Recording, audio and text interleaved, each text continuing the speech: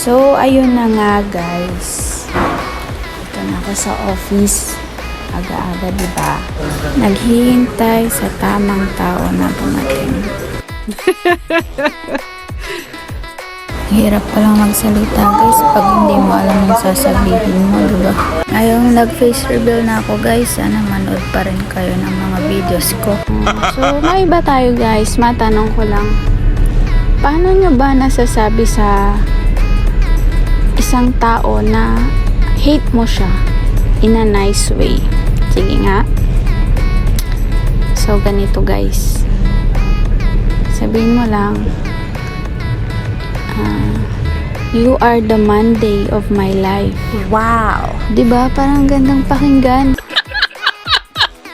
Char! Ayaw ko kasi lang naman dilig. So guys, share ko lang. Gawin nating inspiration yung mga bagay na ayaw natin. Like, wala, Monday na naman. 4 days na lang, weekend na ulit.